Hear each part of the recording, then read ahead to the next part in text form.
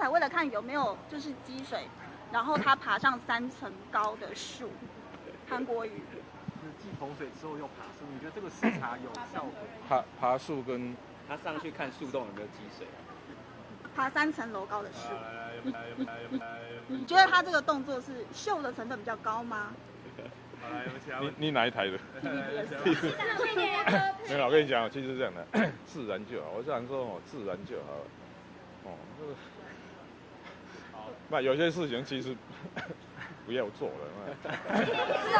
一开始在批评。不会啊，这很正常啊。这个一条呛有没有？虽然过去不要见到一样。不，我就觉得这样的。第一个有竞争也不是什么坏事。其实我跟你讲，是这样的，没有那个说以前帮助过人家，要人家一辈子记得。我觉得那没有什么。坦白讲哦，他去年选举他没有来台北站台，已经还我了。我觉得这个这样就够了。那你怎么看他？陈佩琪本来就好太太，我在想说哦，以后历史上会出现一个新的成语。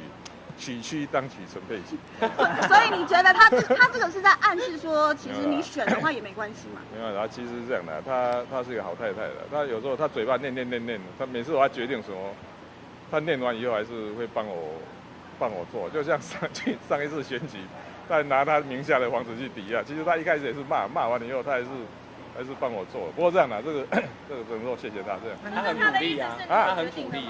不会的，他不是鼓励哦，他只是说我如果要做什么，他都会支持的。那你怎么看周刊报道？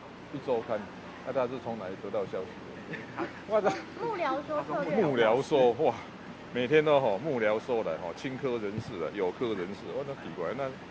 每次我常常在那个报章杂志读到我们的人事命令，还有我们的计划，我都觉得奇怪，这个有没有问他说他从哪里听到的？是有这件事吗？